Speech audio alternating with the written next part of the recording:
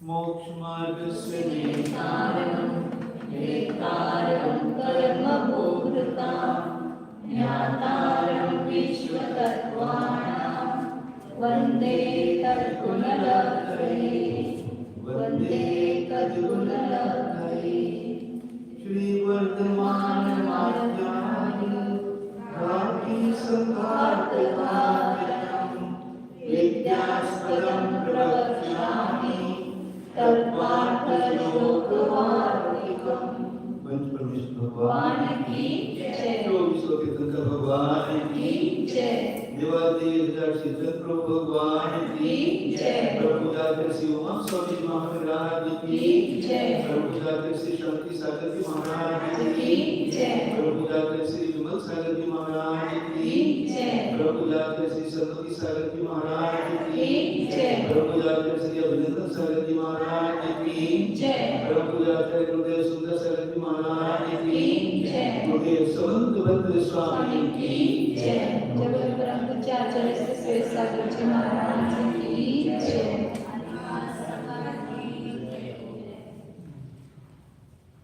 Page number 40 में प्रकरण चल रहा था कि जो पहला प्रयोजन वाक्य है वो कहना चाहिए कि नहीं कहना चाहिए और किस लिए कहना चाहिए, इसके बारे में जो विवाद है उसका निराकरण करके आचार्य ने सिद्ध कर दिया कि आदि वाक्य जो है वो प्रयोजन रूप जो वाक्य है वो प्रमाणभूत है। आगम प्रमाण और अनुमान दोनों भी मूलक है और वह आगे के उत्तर ग्रंथ के लिए उसको मतलब उसका ही उस प्रयोजन वाक्य का ही उत्तर ग्रंथ में समर्थन किया जाता है, इसलिए उसका कहना सर्वज्ञों के हाथों सार्थक है। इसको सिद्ध करके अब आगे दूसरा प्रश्न उठा रहे हैं। अब यहाँ दूसरी और तीसरी वार्तिकों के अवतरण करने का उत्थान किया जाता है। ननुच तत्वार्थ शास्त्रस्य आदिसूत्रं तावत् अनुपन्नं प्रवक्तृ विशेषस्य अभावे अपि प्रतिपाद्य विशेषस्य च कस्यचित् प्रतिपिस्सायाम् असत्याम् एव प्रवर्तत्वात् इति अनुपत्ति चोदनायाम् उत्तरम् आह। कोई शंका कर कहता है कि तत्वार्थ सूत्र का जो पहला सूत्र है सम्यक दर्शन ज्ञान चारित्र आणि मोक्ष मार्ग, ये जो पहला सूत्र है ये अनुपन्न है, मतलब युक्तियुक्त नहीं है। क्यों नहीं है?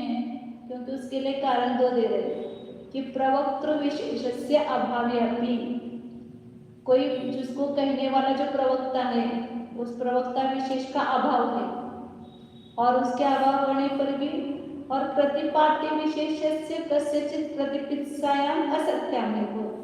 प्रतिपाद्य मतलब शिष्य, प्रतिपादन करने योग्य, प्रणयी जैसा बोलते हैं ना, शिष्य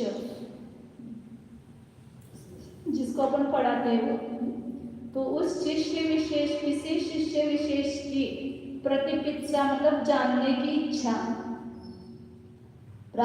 उसको प्राप्त करने की इच्छा करो या जानने की इच्छा। प्रतिपद्यते मतलब जानना होता है ना, तो जिज्ञासा, प्रतिपित्सा मतलब जिज्ञासा। सुबह एक आया था, हाँ सुबह एक शब्द आया था ना, जानने वाला। हाँ प्रणेता क्या? प्रणेत्रु ये करते हैं प्रतिपत्ता। हाँ प्रतिपत्तु। तो जानने की जो जिज्ञासा है वो नहीं होने पर ये सूत्र प्रवृत्त हुआ है। प्रवक्ता विशेष का भी अभाव है और किसी शिष्य की जिज्ञासा भी नहीं है, बिना जिज्ञासा के प्रवृत्त हुआ है पहला सूत्र, इसलिए यह युक्त नहीं है इसको कहना। क्योंकि बिना जिज्ञासा के कहे तो उसके कोई नहीं कहना चाहिए, ऐसा अच्छा होगा कि बिना जिज्ञासा के उपदेश नहीं देना चाहिए। इसलिए अनुपपत्ति चोदनाया, इस प्रकार उस पहले सूत्र की अनुपपत्ति मतलब प्राप्ति न होना, ये चोदना मतलब शंका, शंका होने पर अब यहाँ पर उत्तर आचार्य कहते हैं। ऐसी किसी की शंका है प्राप्त अनुपपत्ति की, मतलब ये पहला सूत्र घटित नहीं होता है, इसी शंका है, उसको आचार्य उत्तर देते हैं आगे। इस सूत्र से प्रयोजन नहीं हुआ है, नहीं आपने जो सूत्र कहा बिना जिज्ञासा के ही कहा है, कोई जिज्ञासा करने वाला शिष्य नहीं है और प्रवक्ता भी कोई नहीं है, तो कैसे शिष्य सूत्र प्रवृत्त होता है? यहाँ शंका ये है कि उपयुक्त प्रयोजन वाक्य का अनुमान और आगम रूपना तभी माना जा सकता है जबकि तत्वार्थ सूत्र ग्रंथ की सिद्धि हो जाए। हम तो कहते हैं कि तत्वार्थ सूत्र का पहला सम्यक दर्शन ज्ञान चारित्राणी मोक्ष मार्ग सूत्र ही सिद्ध नहीं है, क्योंकि सच्चे वक्ता के न होते भी और किसी विशेष समझाने वाले की जानने की इच्छा न होने पर ही इस सूत्र को बोलने की प्रवृत्ति हो गई है। बिना कोई पूछे आप बोल रहे हैं। हाँ। जैसे एक मुनियों के लिए भी नियम बताया ना कि कोई पूछने पर ही बोलना, उसके बिना नहीं बोलना। कोई अच्छे वक्ता के द्वारा श्रद्धा पूर्व सुनने वाले शिष्यों की प्रगाढ़ इच्छा होने पर ही जो वाक्य बोला जाता है वह प्रमाण सिद्ध माना जाता है, जबकि पहले सूत्र की ही असिद्धि है तो फिर पूर्ण तत्वार्थ सूत्र या उसकी टीका श्लोक वाक्य और उसके आदि वाक्य को प्रामाणिक बताना बिना भित्ति के चित्र लेखन समान अनुचित है। भित्ति ने और चित्र लेखन भित्ति है नहीं, चित्र लिख रहे हो बिना भित्ति के। इस प्रकार आदि सूत्र के विषय में ही शंकाकार द्वारा असिद्धि की प्रेरणा होने पर श्री विद्यानंद स्वामी उत्तर कहते हैं। ये दूसरा श्लोक वाक्य और तीसरा श्लोक वाक्य, पहला वो अभी जो अपन बोलते हैं वो पहला श्री वर्धमान अध्याय, अब ये दूसरा और तीसरा श्लोक वाक्य। प्रबुद्धाशेष तत्वार्थे साक्षात् प्रक्षीण कल्मषे सिद्धे मुनीन्द्र संस्तुते मोक्षमार्गस्य नेतरि सत्यां तत्प्रतिपित्सायां मुपयोगात्मकात्मना श्रेयसायोक्षमानस्य प्रवृत्तं सूत्रमादिमम्।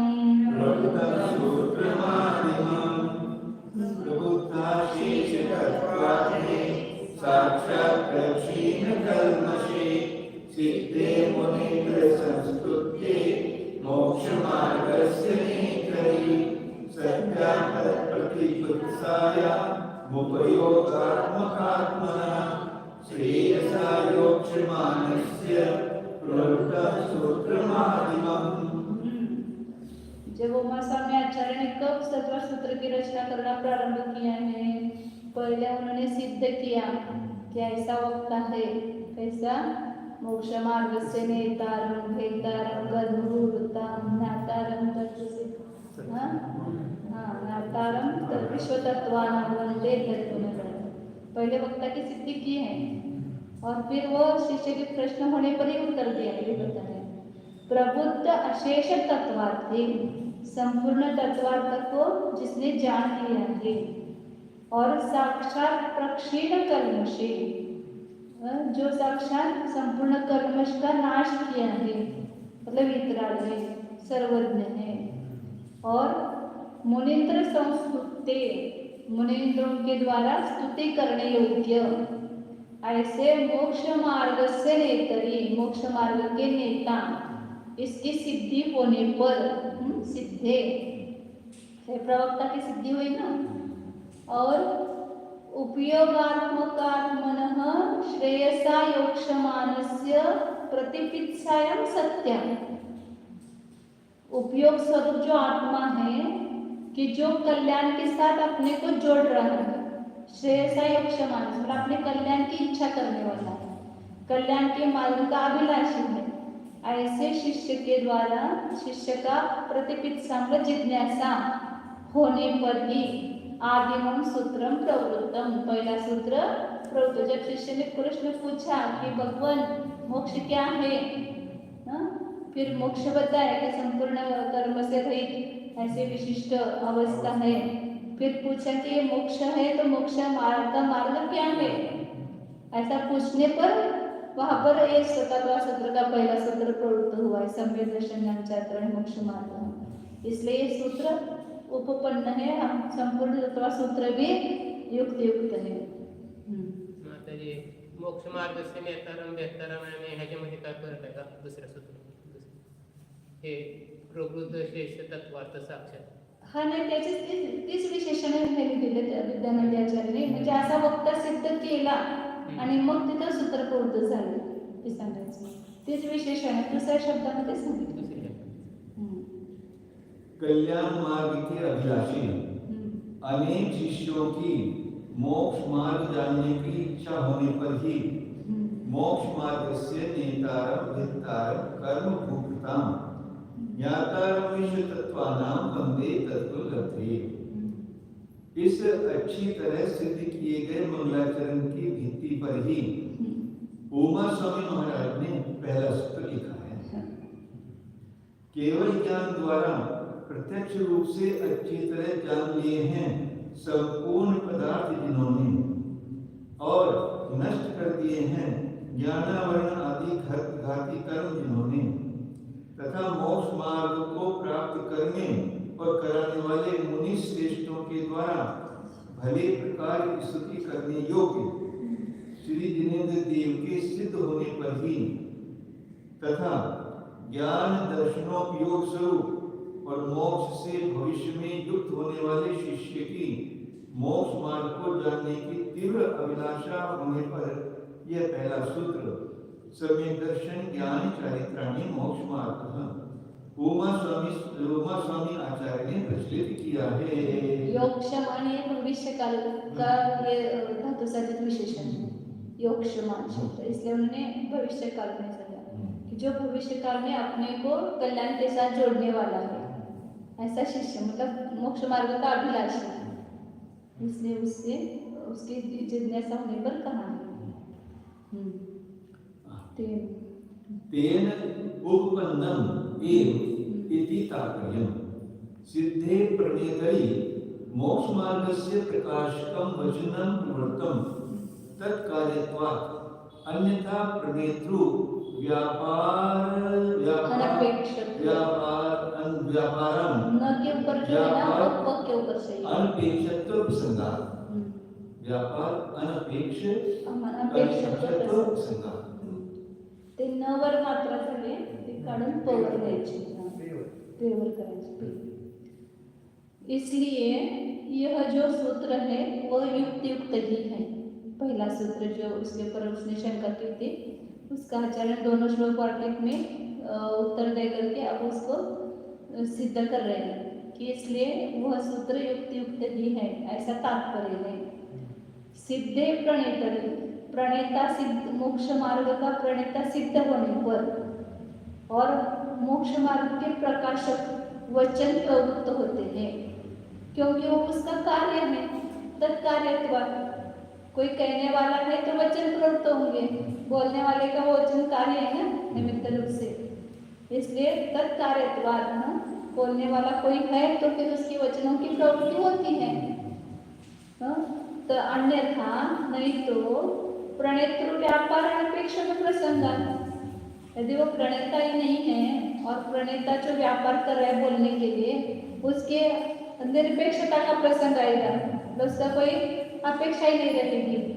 यदि बिना उनके वचन भी प्रवृत्त होंगे तो, प्रणेता के बिना भी होंगे तो प्रणेता का व्यापार से निरपेक्ष होने का प्रसंग आता है। इसलिए प्रणेता सिद्ध होने पर ही मोक्ष मार्ग के प्रकाशक वचनों की प्रवृत्ति होती है। उस कारण यह तात्पर्य नियम से सिद्ध हुआ कि मोक्ष मार्ग का प्रणयन करने वाले श्री सर्वज्ञ जिनेन्द्र देव के सिद्ध होने पर ही मोक्ष मार्ग का प्रकाश करने वाला वचन प्रवर्तता है। क्योंकि मोक्ष मार्ग से शब्द है ना, हाँ। दोनों तरफ लेना पड़ता है। मोक्ष मार्ग से प्रणय कर सिद्धे, मोक्ष मार्ग के प्रणय कर सिद्ध होने पर मोक्ष मार्ग का प्रकाशक वचन प्रवृत्त होता है। क्योंकि मोक्ष मार्ग का प्रतिपादक वचन उस मोक्ष मार्ग के बनाने वाले का कार्य है। सर्वज्ञ के द्वारा कहा हुआ वचन सर्वज्ञ का बनाया हुआ कार्य है। और परिपाटी के अनुसार कुमार स्वामी आचार्य का यह सम्यक दर्शन ज्ञान चारित्राणी मोक्ष मार्ग सूत्र कार्य है।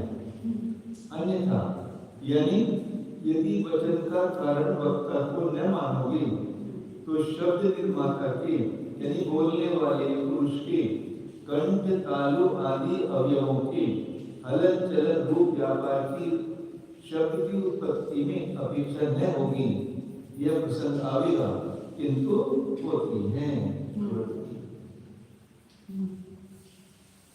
जो कोई वक्ता ही नहीं मानेंगे वचन का कारण रूप वक्ता, तो वो जो प्रणेता बोल रहा है, अपने अवयवों को हिला रहा है, उसकी कोई अपेक्षा ही नहीं रहेगी। तो आगे तद व्यंग्यत्वात् तत् अपेक्षा। हाँ, वो कह रहे हैं अब ये मीमांसक है ना, तो शब्द को नित्य मानता है, तो शब्द केवल प्रकट किए जाते हैं, अभिव्यक्त करने होते हैं। उसका ये नहीं मानता है, नित्य नहीं मानता है, अनित्य नहीं मानता है, उत्पत्ति नहीं मानता है शब्द की। शब्द तो नित्य ही है, केवल उसकी अभिव्यक्ति होती है। हम जो बोल रहे हैं ना, शब्द है ही यहाँ पर, उसकी केवल अभिव्यक्ति हो रही है।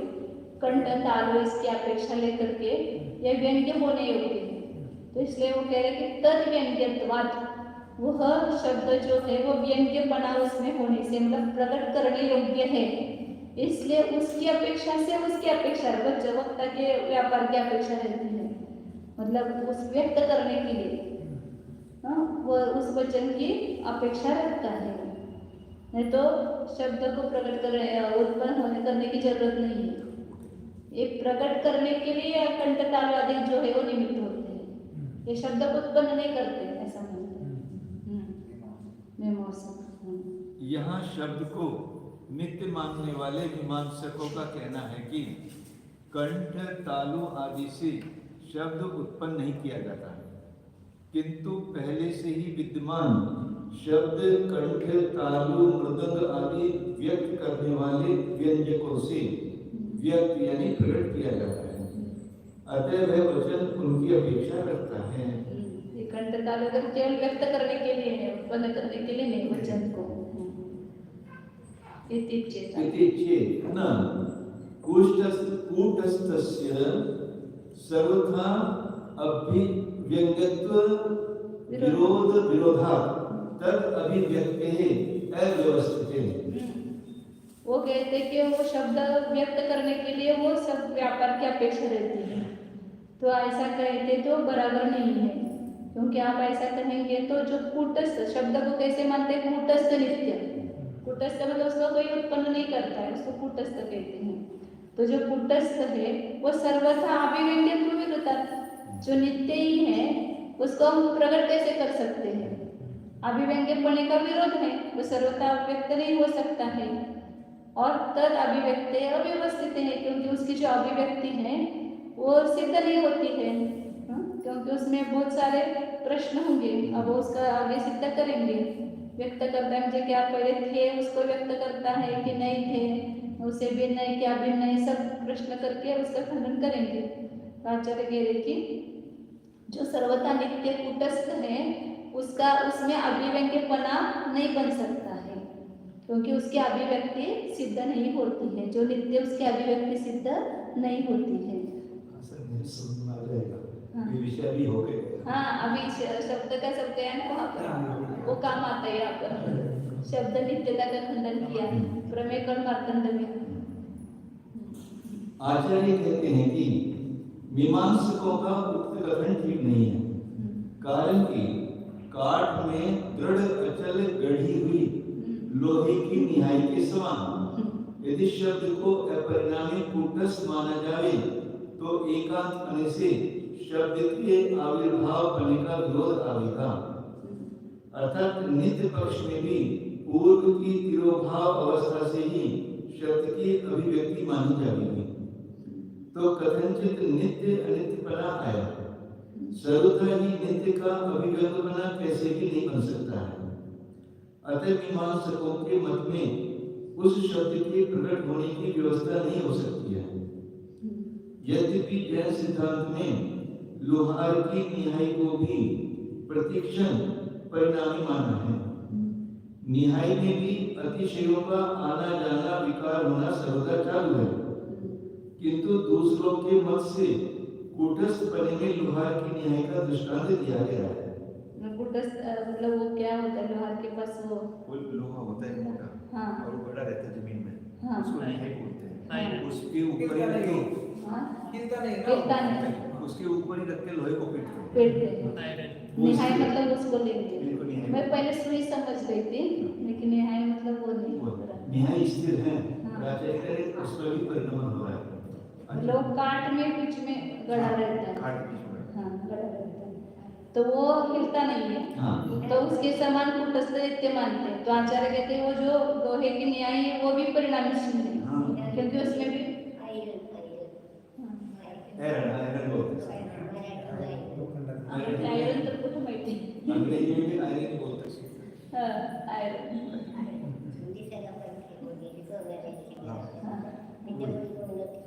बडवतात ते.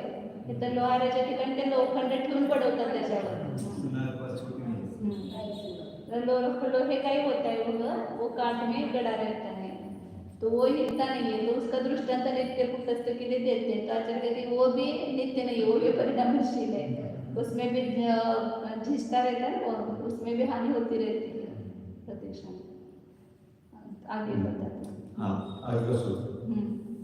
सा ही यदि वचनस्य संस्काराधानं तदा ततः भिन्न अन्यः वा संस्कार। यहाँ पर ऐसा मुझे लगता है वो संस्कृति का वो तो देखना अभिन्न चाहिए यहाँ पर। ततः अभिन्न अन्य वा। दो खंड चाहिए हमें। हाँ, क्योंकि दो पक्ष करेंगे, भिन्न और अन्य दोनों समान ही हो गए ना। भिन्न और अन्य इनसे अन्य तो हे अभिन्न पाठ्यपुस्तक खालचं पुस्तक वेचत आहे तिथे.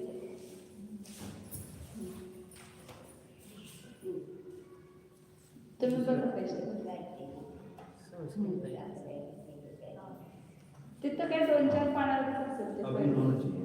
5-6 पानाचं झालं असते. हिंदी में अभिन्न लिया है। हाँ, हिंदी में अभिन्न लिया है। अभिन्न।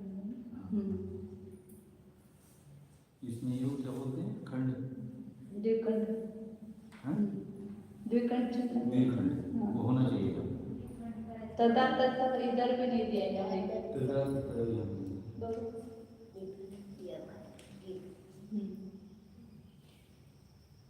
नाही अजून पुढे यह भी ऐसे हुआ है, भिन्नो अन्यो वा संस्कार। भिन्न से अन्य अभिन्न हो जाएगा ना, ये ले उसको। भिन्न अन्य हाँ, मतलब उसको जोड़ना पड़ेगा, अ निकालना पड़ेगा ना उसमें से। ततः तत्व भिन्न मतलब अभिन्न, अभिन्न अर्थ निकालना पड़ेगा ना। अच्छा भिन्न अभिन्न अन्य वा। नहीं, त्याच्यात पण तसंच है, भिन्न अन्य वा। कभी कभी ऐसा होता है ना कि एक सब जगह कहीं दलित हो गए तो सब जगह वैसे ही होने लगे, लेकिन अर्थ कैसे निकालेंगे अभिन्न? नहीं, यहाँ पर केवल विकर्ण चिन्ह किया ना कि आप जोड़ करके लिखो तो भी चलता है। विकर्ण की ऐसा आवश्यकता नहीं है। तत्व भिन्न से भी अभिन्न अर्थ निकलता है, लेकिन उसको जोड़ के लिखना पड़ेगा। ऐसे भाव तो ये है यहाँ पर कि पूरा वाक्य पढ़े ना नहीं। साहि। हाँ, प्रणेत्रु व्यापारेण अधीयते। हाँ, आगे साहि वह अभिव्यक्ति जो है वो यदि वचन से संस्कार, अभिव्यक्ति मतलब क्या कहते हो आप? वचनों का संस्कार देना, वचनों पर संस्कार करना, यह अभिव्यक्ति का अर्थ करते हो, तब वो वचनों से अभिन्न है संस्कार कि अन्य है? ऐसा प्रश्न होता है। प्रणेत्र व्यापार अधीयते, प्रणेता के व्यापार के द्वारा जो संस्कार किया जाता है वह उस वचन से अभिन्न है कि भिन्न है? ऐसे दो प्रश्न होंगे। यदि अभिन्नः यदि अभिन्नः तदा वचनम् एव तेन अधीयते इति कथं कूटस्थं नाम? यदि वो संस्कार वचन से अभिन्न नहीं कहेंगे तो संस्कार किया मतलब वचन ही किए, सीधा बोले ना कि वचन को ही उत्पन्न किया। यदि अभिन्न है, यदि वो संस्कार प्रणेता का व्यापार से किया जाता है, वो वचनों से अभिन्न है, तो उसने संस्कार किया मतलब वचन ही किए, क्योंकि दोनों एक ही है।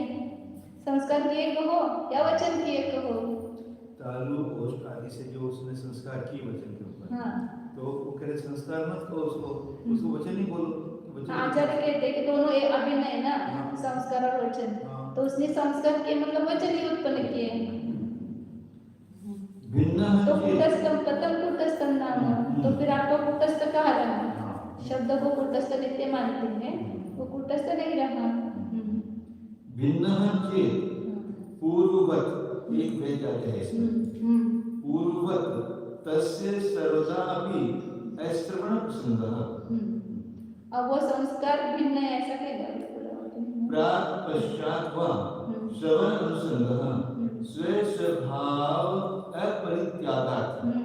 अब वो संस्कार वचन से भिन्न ऐसा कहेंगे, तो भिन्न नहीं है तो उसने क्या काम किया वचन के ऊपर? पहले जैसा ही वो सुनाई नहीं देगा, मतलब वो व्यर्थ नहीं होगा।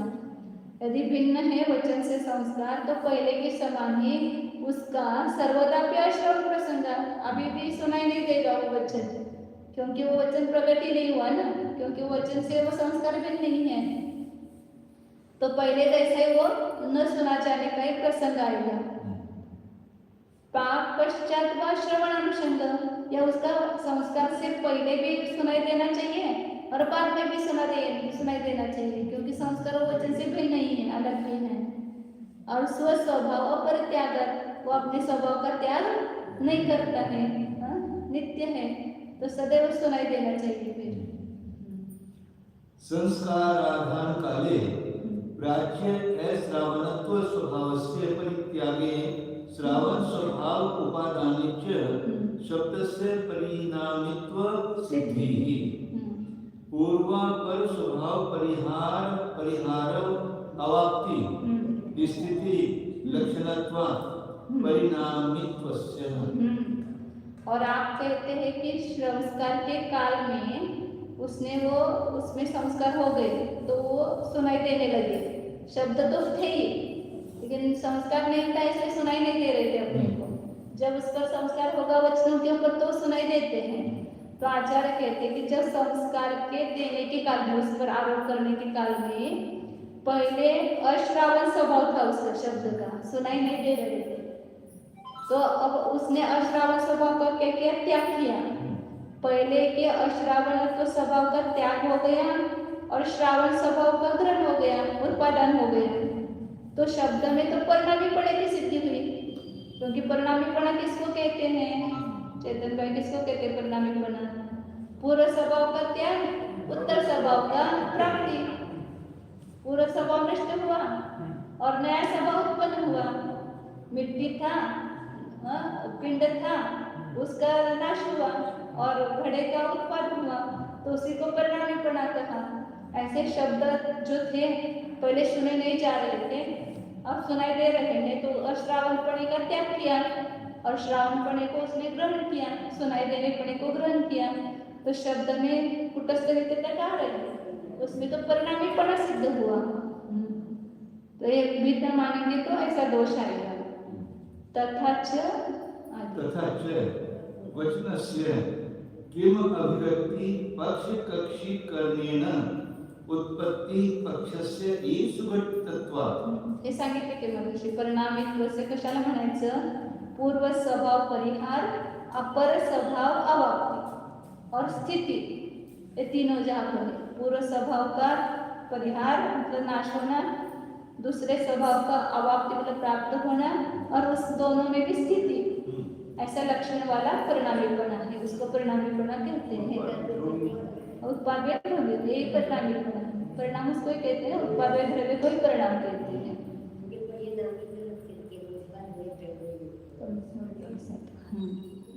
और वैसा होने पर तथा च वचनस्य, फिर वचन की अभिव्यक्ति पक्ष को स्वीकार करने से उत्पत्ति पक्ष ही सुगठित हो जाते हैं।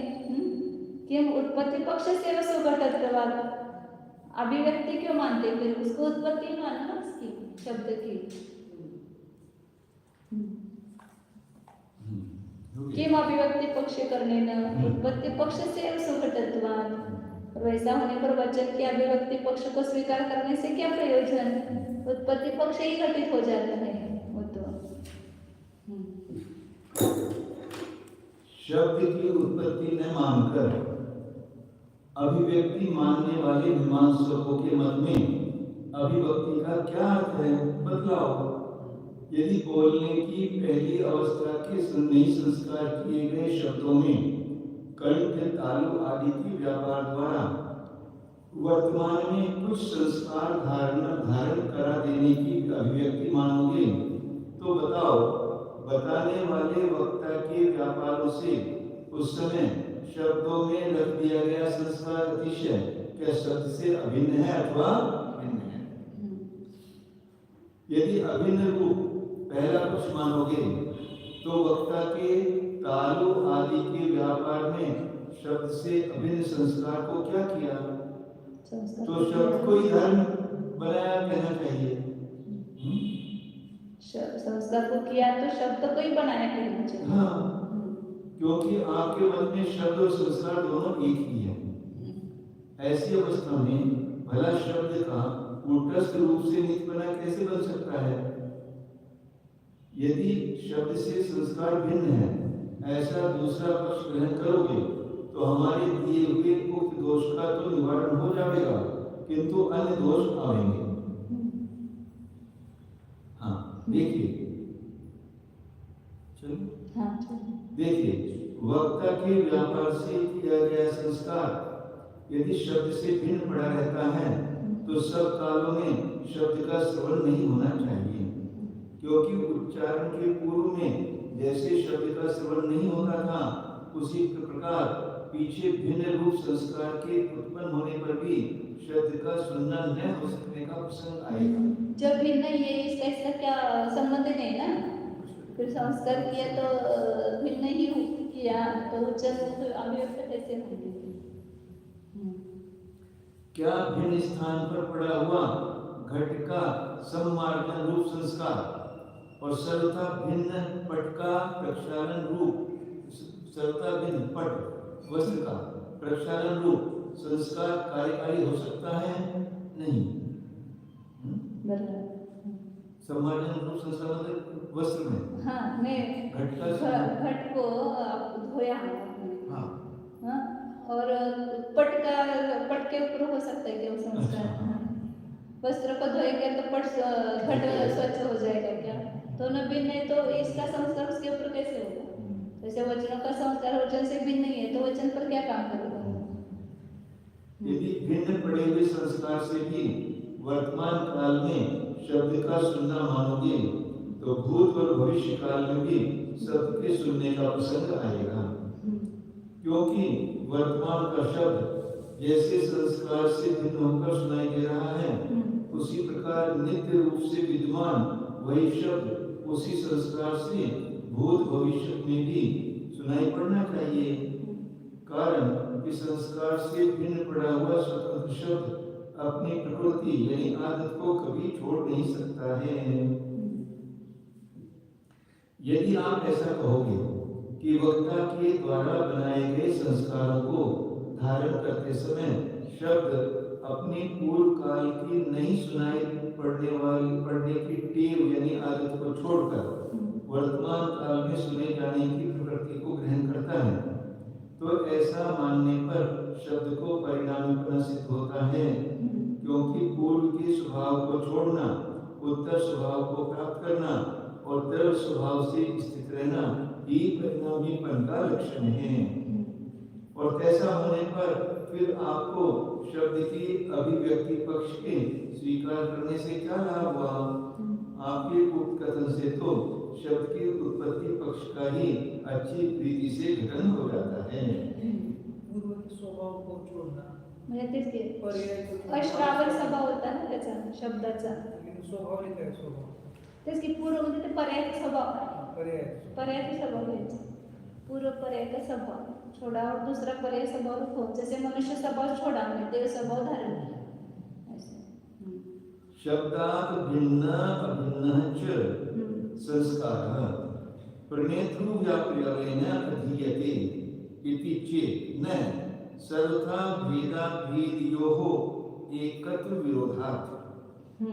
अब कोई कहता है कि शब्द से भिन्न भी है और अभिन्न भी है संस्कार भिन्न भिन्न है न भिन्न न अभिन्न भिन्न भिन्न है ऐसा कहते हैं प्रणेता के व्यापार के द्वारा शब्द से भिन्न या और अभिन्न संस्कार किया जाता है ऐसा कोई कहता है तो आचार्य कहते हैं कि ऐसा उनका कहना ठीक नहीं है क्योंकि सर्वथा भेद और सर्वथा अभेद में एक ही जगह में सर्वथा भेद और सर्वथा अभेद नहीं रहेगा कथनचित भेद कथनचित अभेद को तो रह सकता है लेकिन सर्वथा भेद भी और सर्वथा अभेद भी ये दोनों में विरोध आता है एकत्व मानने में विरोध आता है।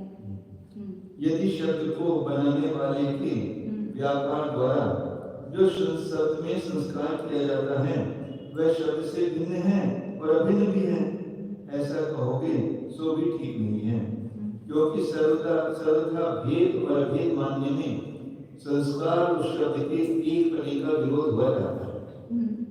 सर्वथा भेद मानने पर अभेद नहीं मान सकते हो और सर्वथा अभेद मानने पर भेद मानना विरुद्ध है। भेद और अभेद दोनों धर्म एक नहीं हो सकते हैं तुल्य बल विरोध है समान दोनों समान बल वाले हैं ये सर्वथा भेद है सर्वथा भेद है तो एक साथ कैसे रहेंगे समान बल वाले व्यक्ति एक जगह नहीं रह सकते हैं। यदि पुनः कथंचित अभिन्नः भिन्नः च शब्दात् संस्कारः तस्य तेन अधीयते इति मतं तदा स्यात् पौरुषेयं तत्वार्थ शासनम् इति आयातम् अर्हणमतम्। यदि पुनः आप शब्द से संस्कार को कथनचित अभिन्न और कथनचित भिन्न कहते हो और वो उसके द्वारा प्रणेता के द्वारा किया जाता है जो संस्कार शब्द के ऊपर किया जाता है वो कथनचित अभिन्न और कथनचित भिन्न है ऐसा मानेंगे ऐसा मत है तब ये बात आ गई कि तत्वार्थ शासनम पौरुषेयम आप पौरुषेय आगम कहते हो ना तो आगम किसी ने लिखा है पुरुष के द्वारा ये सिद्ध हो जाता है क्योंकि वो संस्कार दोनों कथनचित भिन्न और अभिन्न स्वीकार किया ना प्रणेता के द्वारा तो फिर तत्वार्थ शासन किसी पुरुष ने किया है ये बात आरंभ सिद्ध होती है तो आरंभ मत आ गया आपके मत का खंडन हो गया और आरंभ मत की स्थापना हो गई फिर विरोध मैंने शब्द को किसी ने किया ऐसा सिद्ध हुआ ऐसा विरोध और प्रतिषेध दोष को दूर करने के लिए यदि आप मीमांसक लोक शब्द से कथनचित भिन्न हाँ क्या है मीमांसक लोग हाँ विरोध और प्रतिषेध दोष को दूर करने के लिए यदि आप मीमांसक लोक शब्द से आप मीमांसक लोग शब्द से कथनचित भिन्न और किसी अपेक्षा से अभिन्न संस्कार को बनाने वाले के व्यापार से शब्द में स्थापन करना मानोगे तब तो तत्वार्थों की शिक्षा करने वाले तत्वार्थ सूत्र ग्रंथ के वर्ण पद वाक्यों का भी कथनचित पुरुष से बनाया जाना अभेद पक्ष में आपके द्वारा ही सिद्ध हो गया यौन जैन सिद्धांत आ गया।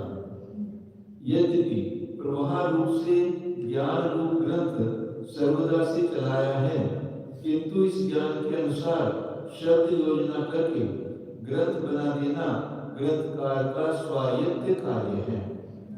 इसी कारण वक्ता के शब्दों को जैन सिद्धांत में पौरुषेय माना गया है।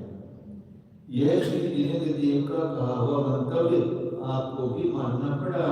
हम भी एक अपेक्षा से आगम को अनादि मानते हैं अपौरुषेय मानते हैं लेकिन सर्वथा पौरुषेय नहीं जिस वक्ता ने वो ग्रंथ की योजना बनाई है रचना की है उस अपेक्षा से पौरुषेय भी है। उनका मत लेके जैसे कि संस्कार और शब्द अलग है, इसके ही दम पर ये सिद्ध किया कि वो पौरुष है, फिर उनका ही मन लेके पुरुष है सिद्ध किया। हाँ, उनके मन लेकर के करना पड़ता है, क्योंकि उनको वहां पर लाना पड़ता है। हमारे मतलब उस तत्व पर वो लेके आते हैं आचरण, ये करना है बराबर। इस दो पक्ष करेंगे, फिर लास्ट में आपको हमारे मत ही स्वीकार करना पड़ता है, ऐसे दो होता है। चलो मतलब उनके मुख से ही निकलवाते हैं, यह सत्य बात है। विकल्प करके अपनी बात की सिद्धि करते हैं, पर उनको उनका वाक्य लेके करते हैं।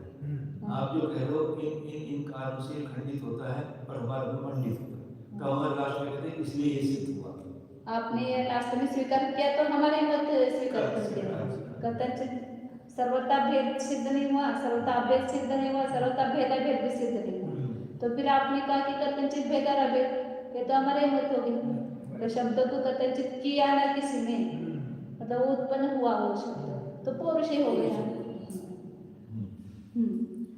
ननुच वर्ण संस्कार अभिव्यक्ति ही तदा वारक तदा आवारक वायु अपनयन, आवारक वायु अपनयनम घटादि आवारक तम अपनयनम वत् तिरोभावच्च तद आवारक उत्पत्ति न च अन्य उत्पत्ति विनाशो शब्दस्य तिरोभाव आविर्भावो कोटस्थ विरोधिनो कोटस्थ, ठीक है ना, विरोधिनो येन परमत सिद्धि ही इति चेत। अब वो मैं मौसम कह रहे वापस कि नंच वर्ण संस्कार मतलब अभिव्यक्ति, वर्णों पर संस्कार मतलब उसकी अभिव्यक्ति हुई ना। तो उस समय क्या हुआ कि उसके ऊपर जो आवारक था उस वर्ण के ऊपर, शब्द के ऊपर, ऐसी जो वायु थी आवारक वायु उसको रोकने वाली, वो दूर हो गई। वो वायु का अपनयन होना मतलब दूर होना, ये वर्ण का संस्कार है। और जिस प्रकार घट आदि जो है अंधकार था, अंधेरा था, तो घट ढक गया था उस अंधेरे से, तो फिर अंधेरा दूर हो गया तो वो प्रकट हो गया घट उत्पन्न हुआ। क्या उनका कहना है, जो उसने ढक दिया था अंधेरे में वो अंधेरा हट गया तो घट व्यक्त हो गया। ऐसे शब्द के ऊपर ये आवरण था वायु का, तो वायु हट गई तो फिर वो शब्द की अभिव्यक्ति हो गई, वो संस्कार, उसको ही संस्कार कहते हैं। तो अपनयन उसके दूर करने के समान क्या होता है वहां पर, आवारकतम तिरोभाव हो गया उस समय, उस घट का तिरोभाव हुआ और तद आवारक उत्पत्ति हुई और उसके ढकने वाले की उत्पत्ति हो गई। इसको छोड़ करके दूसरा कोई उत्पत्ति विनाश नहीं है। आवरण का दूर होना, आवरण का होना, ये वहां पर तिरोभाव है, आवरण होना। शब्द से तिरोभाव आविर्भाव, जो शब्द का क्या हुआ वहां पर उत्पत्ति विनाश नहीं हुई, उस आवारक का ही उत्पत्ति और नाश हुआ। शब्द तो शब्द का क्या हुआ, आविर्भाव तिरोभाव हुआ। शब्द वहां पर आवारक के कारण तिरोभूत हुआ और आवारक वायु दूर होने पर उसका आविर्भाव हुआ। तो इस प्रकार उसकी उत्पत्ति विनाश नहीं, आवरण की ही उत्पत्ति और विनाश नहीं। इसलिए कौष्टत्य विरोधी हो, कूटस्थपने का वो विरोधी है कि जिससे परमत की प्रसिद्धि हो। कूटस्थ अविरोधी है, कूटस्थपने का विरोध नहीं होता है। शब्द का तिरोभाव और आविर्भाव मानते हैं तो वहां पर कूटस्थपने का विरोध नहीं है, अविरोधी हो, कि जिससे परमत की प्रसिद्धि हो, आपके अनंत मत की प्रसिद्धि हो। तो ऐसा नहीं होता है, उसको कहना है कि शब्द का केवल तिरोभाव आविर्भाव होता है, इसलिए उसमें कूटस्थ नित्यता का कोई विरोध नहीं हो सकता है। आवर की वजह से ही है सारा काम, इसमें वो उत्पत्ति नाश कुछ नहीं होता। हाँ, आवर्त वायु जो है वो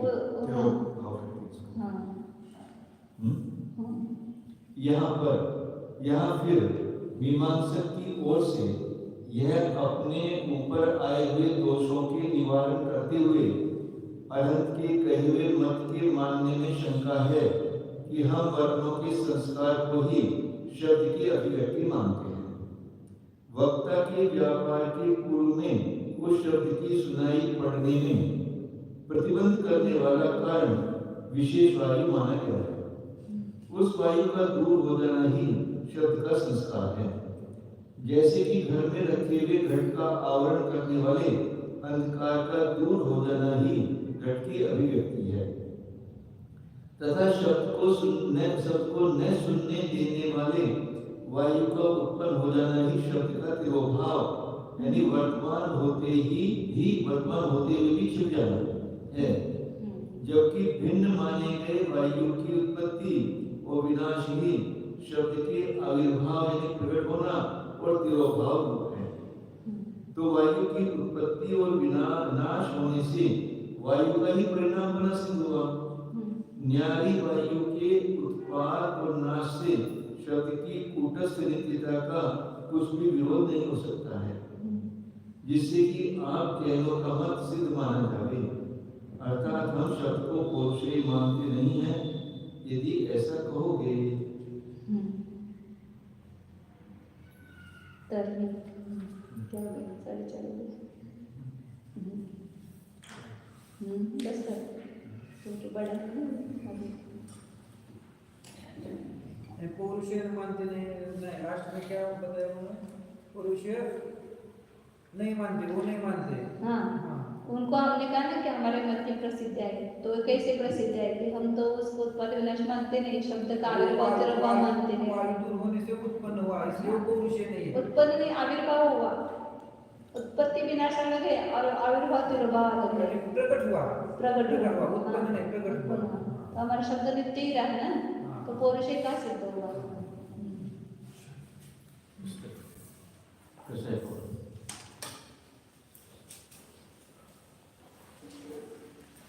कैसे